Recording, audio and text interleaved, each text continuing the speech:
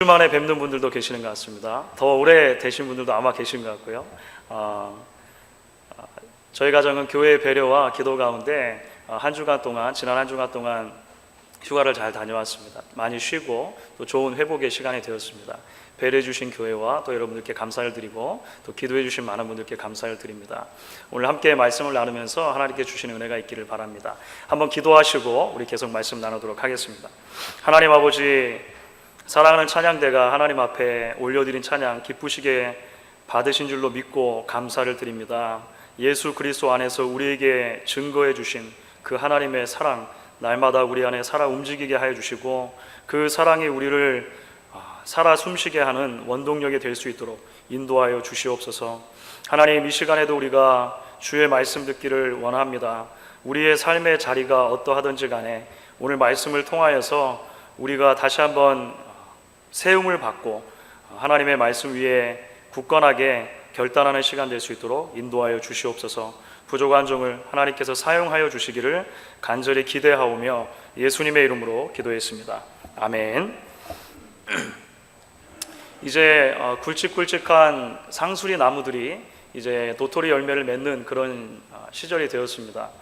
어느 날 갑자기 저희가 이제 누군가가 길을 지나가다가 상수리 나무에서 잘 익은 도토리가 하나 떨어져서 머리에 맞았습니다.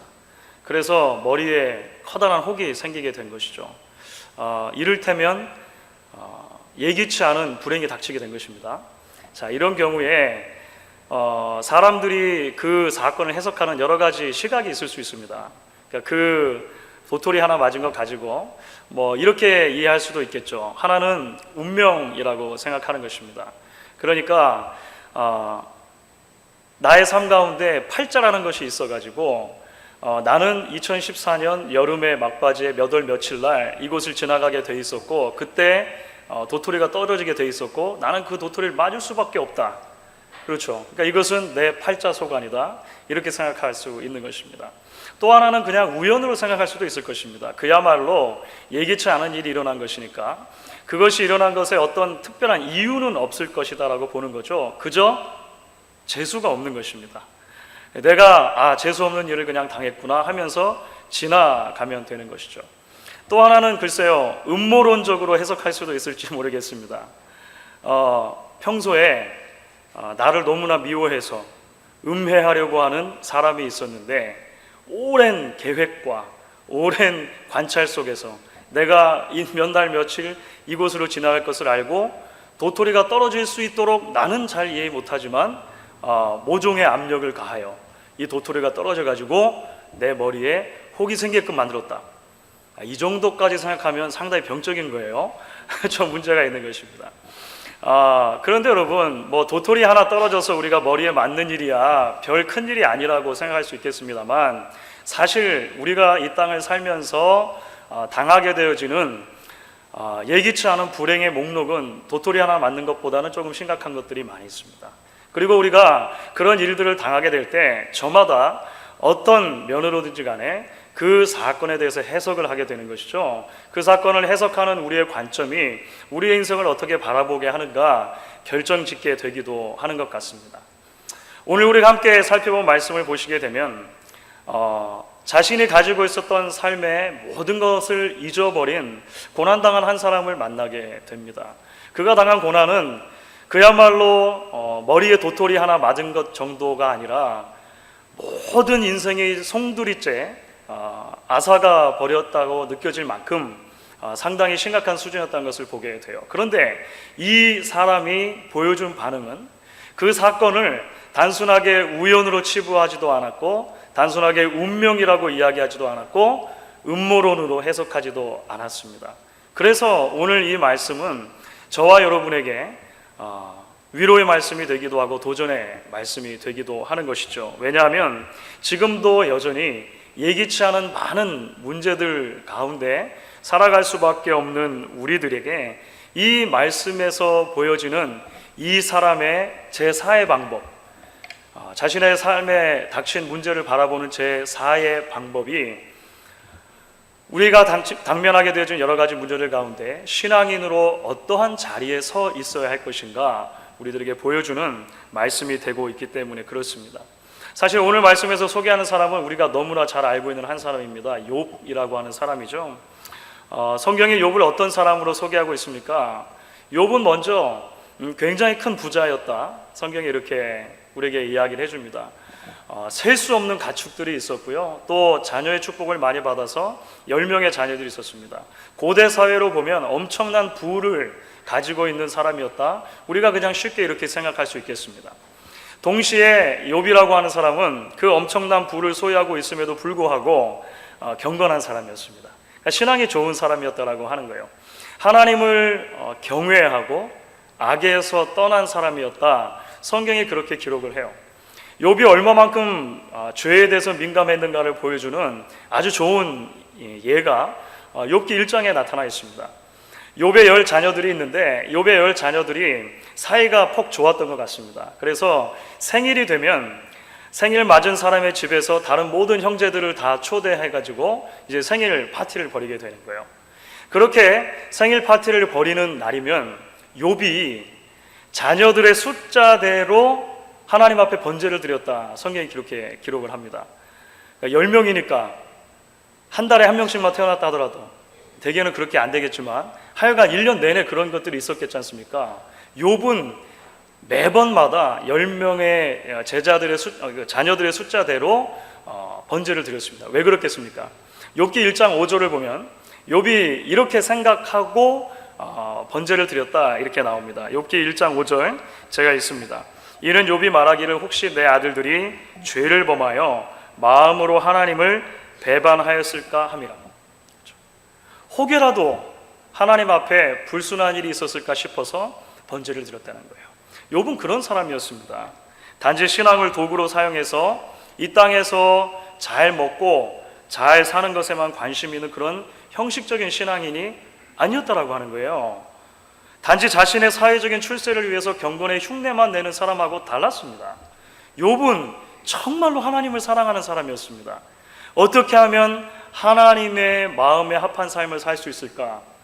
죄에서 떠난 삶을 살 수 있을까? 고민하고 그렇게 하나님 앞에 살기로 몸부림쳤던 사람이라는 것을 말씀을 통해 발견하게 돼요. 하나님의 사람이라고 불리는 것이 부끄럽지 않은 그런 사람이었죠.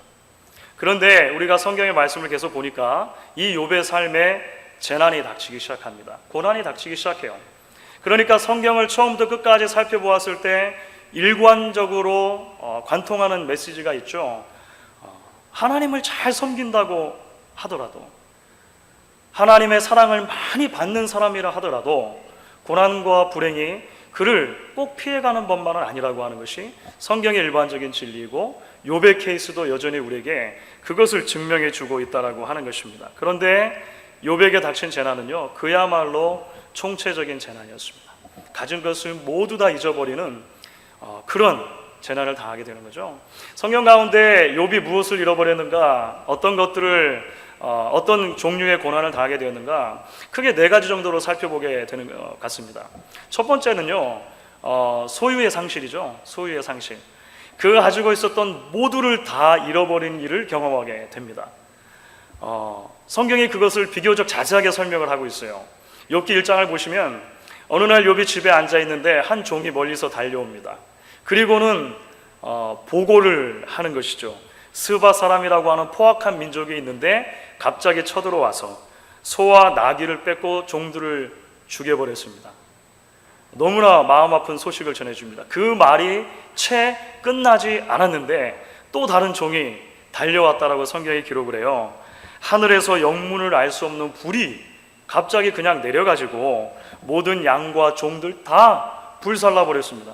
내가 어떻게 할 수 없는 일이죠. 그런 불행이 자꾸 일어나는 것입니다. 그 말이 아직 다 안 끝났는데 또 한 사람이 달려와요. 이번에는 갈대아 사람들이 아예 새 무리로 나뉘어서 쳐들어와 가지고는 모든 약대들을 다 빼앗아 가고 또 종들을 죽였습니다. 그러니까 하루아침에 모든 재산이 다 잿더미 위에 앉게 돼버린 것입니다. 그런데 여기서 끝난 게 아니죠. 이 말이 다 끝나지 않았는데 꼬리에 꼬리를 물고 자꾸 이제 불행이 생기는 거죠. 또 다른 종이 와서 보고하기를 그날따라 큰아들 생일이었다는 거죠. 큰아들 생일을 맞아서 모든 자녀들이 큰아들 집에 모여있는데 그만 어디로부터인가 알 수 없는 미친 듯한 바람이 불더니만 집이 무너져 버린 거예요. 10명의 자녀들이 그 자리에서 몰살되는 엄청난 재난을 당하게 되는 것입니다. 살다 보면 꿈이었으면 좋겠다, 거짓말이었으면 좋겠다, 이렇게 생각되는 그런 일들을 당하실 때가 있죠. 그야말로 욥이 당한 상황이 그런 상황이 아닌가 생각이 됩니다. 참 꿈이었으면 좋겠다, 거짓말이었으면 좋겠다, 모든 것을 다 잃어버린 상황이 된 것입니다. 그런데 욥의 고난이, 욥의 상실이 여기서 끝나지 않는다는 것을 우리가 말씀을 통해 보게 됩니다. 외부에 있었던 모든 재산을 다 잃어버리고 자녀들을 잃어버린 것에 더해서 두 번째로 욥이 잃어버린 것은요, 자신의 건강을 상실하게 됩니다. 그렇죠.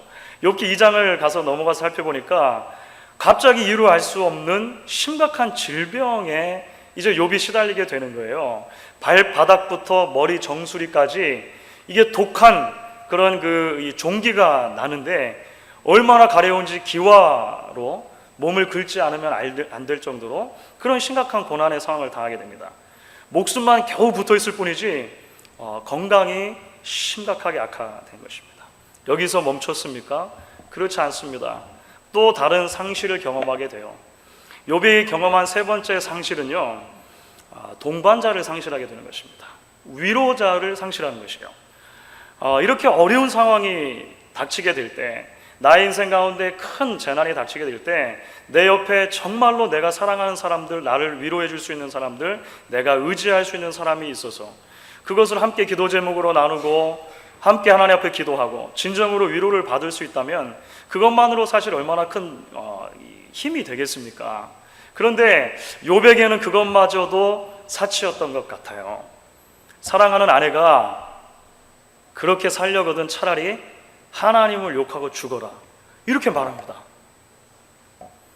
멀리서 그 고난의 소식을 듣고 3명의 친구가 찾아왔는데요, 위로차 찾아온 친구들의 말이 결코 위로의 말이 아니었다는 것을 우리가 욥기를 통해서 보게 됩니다. 그들이 입을 열어 말했을 때 마치 비수와도 같이 욥을 정죄하는 말들을 쏟아내기 시작했고, 그 말들이 얼마만큼 욥의 가슴을 갈기갈기 찢어 놓았는가 우리가 욥기의 말씀을 통해서 보게 돼요. 정말 힘든 상황에 처하게 된 것이죠. 그런데 욥의 상실, 욥의 고난이 여기서 끝나지 않는다는 것을 성경은 이야기를 해줍니다. 마지막으로 네 번째로 욥이 잊어버린 것이 있어요. 잃어버린 것이 있습니다. 그것은 하나님이었습니다. 하나님을 잃어버리게 된 상황이 오게 된 것입니다. 여러분, 욥이 처음에 자신의 소유 전체와 자녀들을 잃게 되었을 때 하나님 앞에 기도했던 모습이 나옵니다. 욥기 1장 21절에 나오는데요, 참 놀라운 고백이죠. 우리가 잘 알고 있는 유명한 성경 구절 가운데 하나입니다. 우리 같이 한번 한 목소리를 읽어보겠습니다. 욥기 1장 21절 말씀을 같이 읽습니다. 가로되 내가 모태에서 적신이 나와 싸운즉 또한 적신이 그리로 돌아가올지라. 주신 자도 여호와시요 취하신 자도 여호와시니 여호와 이름이 찬송을 받으실지니라. 참 놀라운 고백이죠. 놀라운 고백입니다. 하루아침에 모든 재산을 다 잃어버리고 자녀들이 한꺼번에 몰살되는 그런 불행의 상황 가운데서 이렇게 고백하고 있는 거예요. 그런데 여러분, 이 고백이 얼마 지나지 않아서 사실 하나님을 향한 원망의 말로 바뀌게 되어집니다. 왜냐하면 이러한 고난과 아픔의 상황 가운데 가장 큰 적이 있다면 시간일 것입니다. 시간. 그렇죠.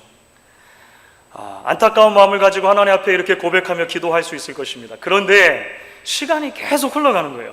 속절없이 시간이 흘러가는 가운데 재난의 몽력들이 더욱더 더해지는 것입니다. 해결되어질 기미가 보이지 않는 거예요.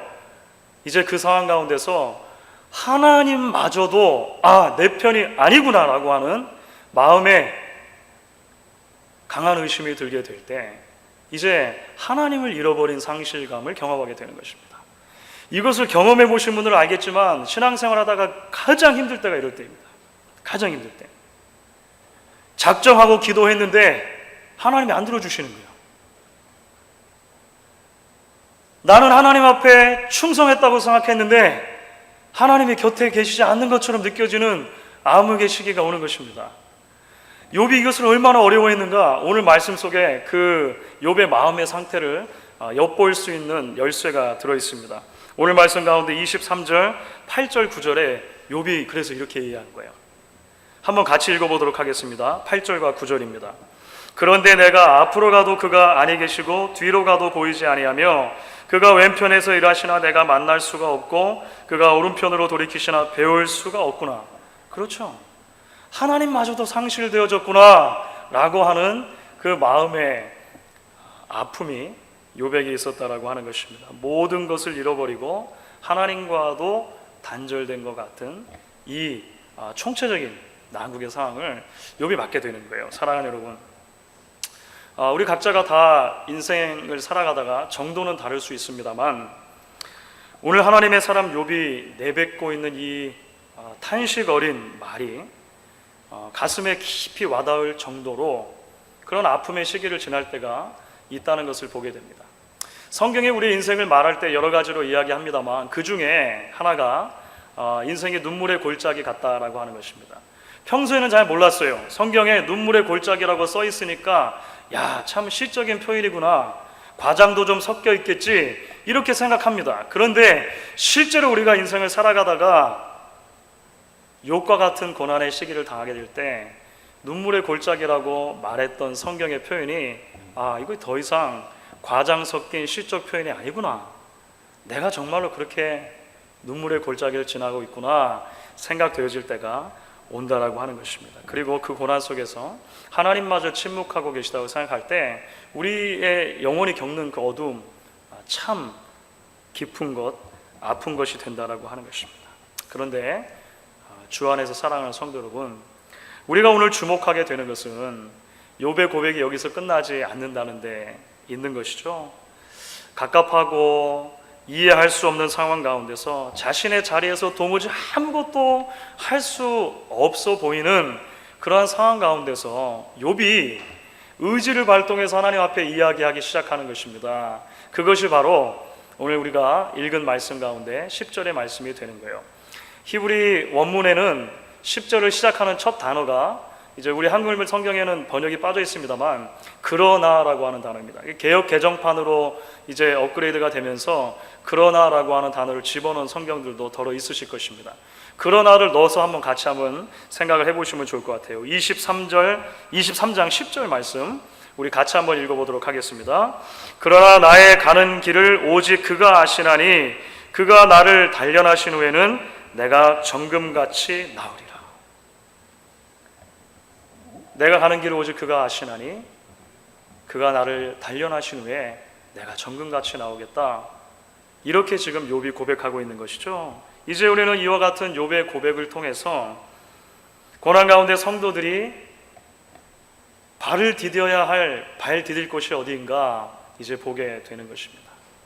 우리 인생 가운데 닥쳐오는 여러 가지 환난과 어려움의 상황 가운데서 우리가 흔들리지 아니하도록 적어도 어느 곳에 두 발을 딛고 있어야 하는가 욥의 고백을 통해 발견하게 되는 것이죠. 이제 욥의 고백을 통해서 발견하는 것은 두 가지입니다.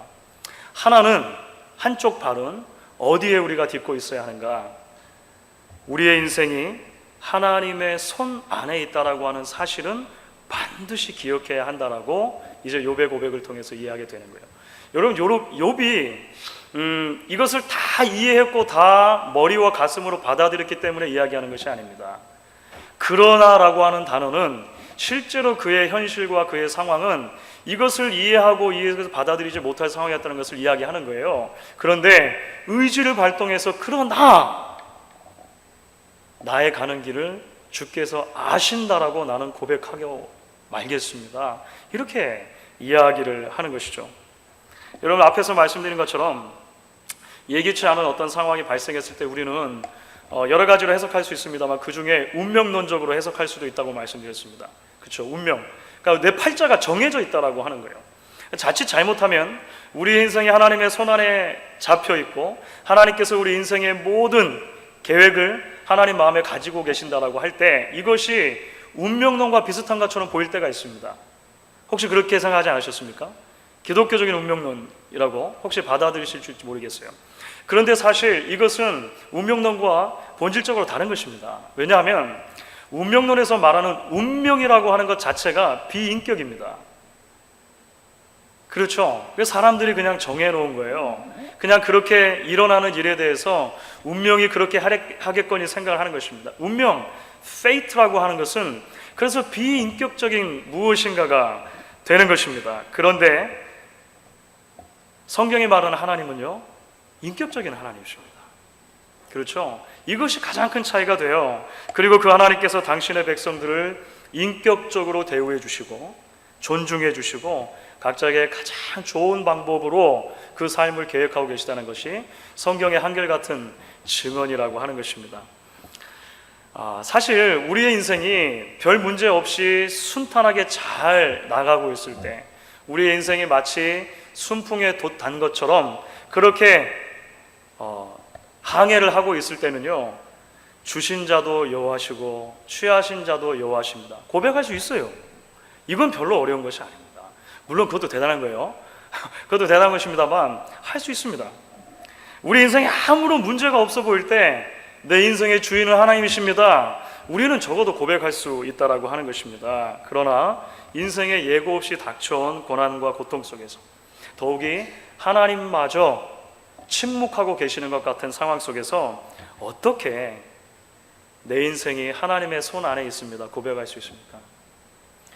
그 인격이신 하나님이 나를 어떻게 생각하시고 그 인격이신 하나님께서 내 인생을 향하여 가지고 계신 계획이 얼마나 큰가를 분명히 기억할 때 그렇게 할 수 있다라고 하는 거예요. 여러분, 성경은 말합니다. 하나님은 억지로 우리의 인생을 꼬아놓기 좋아하는 하나님이 결코 아니다라고 하는 것을 성경이 이야기해 주고 있다는 것이죠. 하나님은 당신의 백성들의 인생의 트랙 위에 이런저런 돌뿌리들을 심어 놓으셔서 우리의 인생이 힘차게 달려갈 때 그 돌뿌리에 콱 넘어져 가지고 무릎에 철철 피가 나는 것을 보면서 즐거워하시는, 그것 봐라 잘됐다, 그런 가학적인 하나님이 결코 아니라고 하는 거예요.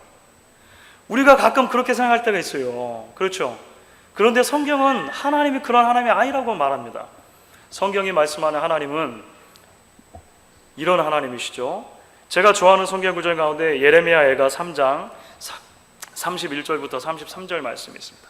예레미야애가 3장 31절부터 33절이에요. 같이 한번 읽어보시면 좋겠습니다. 제가 괄호 안에는 집어넣은 것입니다. 사실 그런 의미라고 하는 것을 집어넣었습니다. 같이 한번 우리 화면을 따라서 읽어보도록 하겠습니다. 이는 주께서 당신의 백성들을 영원토록 버리지 않으실 것임이며 저가 비록 근심하게 하시나 그 풍부한 자비대로 긍휼히 여기실 것임이라. 주께서 인생으로 고생하며 근심하게 하심이 본심이 아니시로다. 주께서 인생으로 근심하며 고생하게 하시는 것이 본심이 아니다. 제가 참 좋아하는 말씀입니다. 여러분, 그러면 도대체 하나님의 본심이 무엇입니까? 우리로 하여금 고생하게 하시고 근심하게 하시고 때로 어둠의 고난의 터널을 지나도록 하시는 하나님의 의도가 도대체 그러면 뭐냐라고 하는 것이죠. 그것을 우리가 바르게 생각하고 깨닫는 것이 이제 고난 가운데 발을 잘 디뎌야 할 두 번째 발 디딤돌이 됩니다. 오늘 그것을 우리는 욥의 계속되는 고백을 통해서 발견하게 돼요. 나의 가는 길을 오직 주께서 아신다라고 하는 한 발 디딜 때가 있었으면 그 다음이 있는 것이죠. 그것이 무엇입니까? 그가 나를 연단하신 후에 내가 정금같이 나올 것이다 라고 하는 것입니다. 하나님의 분명한 의도와 목적은 무엇이냐면 나로 하여금 나의 신앙과 삶을 더욱더 순결하게 연단시켜 주셔서 나의 삶 속에 나의 신앙의 페이지마다 깃들어 있는 온갖 불순물들을 제거해 주시고 우리가 더욱더 하나님을 잘 섬길 수 있는 하나님의 거룩한 백성으로 나오게 하시기 위해서 그렇게 하신다라고 하는 거예요. 사실 우리의 인생은 퍼즐과도 같다 이렇게 생각할 수 있겠죠. 제가 몇 번에 걸쳐서 아마 이런 예들을 들어드린 것 같습니다. 우리 인생은 거대한 퍼즐과 같은 거예요. 우리 인생의 모든 조각들이 다 맞춰졌을 때 그것이 얼마만큼 아름답고 영광스러운 그림을 만들어낼 것인가, 하나님 알고 계십니다. 그런데 우리는 그 인생의 퍼즐 조각들을 한꺼번에 다 받지는 못한다는 데 문제가 있는 것이죠. 우리가 받게 되는 인생의 조각들은 때에 따라 한 조각씩 한 조각씩을 받게 되는 것입니다. 때로는 그래서 이 조각이 큰 하나님의 그림에 어디에 맞아 들어갈지 잘 알지 못할 때도 있다라고 하는 거예요. 그런데 하나씩을 맞춰가다 보면 하나님께서 우리 인생을 향해 가지고 계시는 거대하고 아름다운 영광스러운 그림이 나타난다라고 하는 것입니다. 욥이 고백하는 것이 무엇입니까? 그 큰 그림을 완성하는 데 있어서 고난의 역할이 무엇이라고요? 우리를 정금같이 연단하는 데 있다라고 하는 것입니다.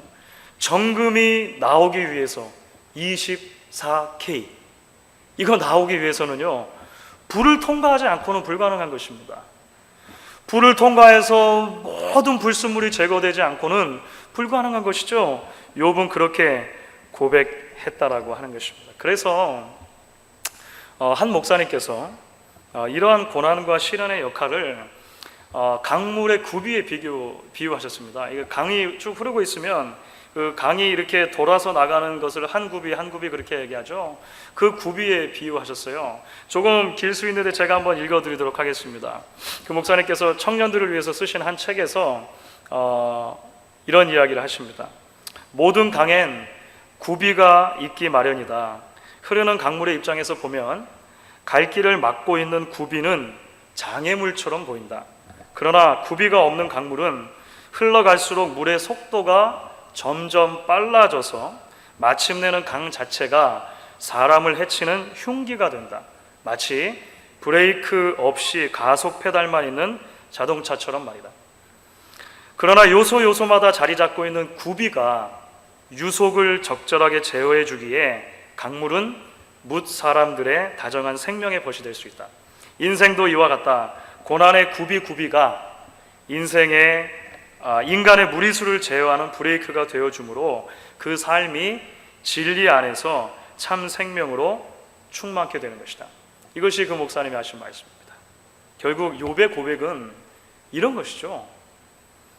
나의 오늘이 분명한 하나님의 계획 가운데 있다라고 하는 확신, 그리고 좋으신 하나님께서 그분이 보실 때에 가장 아름답고 좋은 곳으로 우리 인생을 인도해 주실 것이라고 하는 확신. 내가 지금 지나고 있는 이 고난과 어둠의 터널이 내 인생의 브레이크와 같은 굽이가 되어 내가 지금 나의 머리와 가슴으로 다 받아들일 수 없고 이해할 수 없지만 나를 정결하게 만들어주고 계시다라고 하는 확신을 가지게 된 것입니다. 2000년도에 세상을 떠나신 그 원로 시인 중에 구상이라고 하는 시인이 계십니다. 그 구상 시인이 지으신 여러 시 가운데 꽃자리라고 하는 시가 있어요. 꽃자리. 좀 더 긴 시인데 제가 맨 앞에 첫 연만 소개를 한번 해드릴게요. 꽃자리라고 하는 시가 이렇게 되어져 있습니다. 반갑고 고맙고 기쁘다. 앉은 자리가 꽃자리니라. 내가 시방 가시방석처럼 여기는 너의 앉은 자리가 바로 꽃자리니라. 반갑고 고맙고 기쁘다. 자기가 정말 좋아했던 친구 시인이 있었는데요.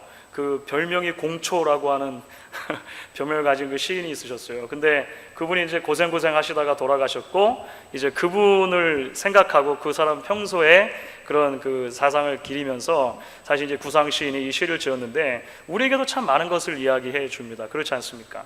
때로 인생을 살다 보면 가시방석과 같은 자리들을 만나게 되죠. 그렇지 않습니까? 언제나 우리의 삶의 자리가 꽃자리만 같을 수 있겠습니까? 가시방석 같은 그런 자리들을 만나게 돼요. 그런데 우리를 향하신 하나님의 더 큰 틀 안에서 보면 그 모든 자리들도 결국에는 꽃자리가 되더라라고 하는 것입니다. 그래서 시편 119편에 보면 시인도 우리에게 이렇게 이야기를 해줍니다. 시편 119편 71절 72절입니다. 우리 같이 한번 한 목소리로 읽어보도록 하겠습니다. 고난당한 것이 내게 유익이라 이로 인하여 내가 주의 윤례를 배우게 되었나이다. 바로 동일한 고백이 욥의 고백이기도 한 것이죠. 사랑하는 여러분, 여러분의 지금 현재 삶의 자리는 어떠십니까? 지금 삶의 자리가 혹여라도 가시방석 같다고 생각되지 않으십니까?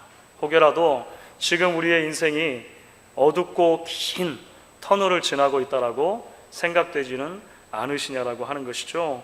오늘 우리를 앞서갔던 이 신앙의 선배들의 고백이 저와 여러분의 고백이 되어질 수 있기를 주 예수 그리스도의 이름으로 간절히 축원하며 부탁드리겠습니다. 우리 같이 한번 하나님 앞에서 우리 찬양하시고 기도하는 시간 갖도록 하겠습니다.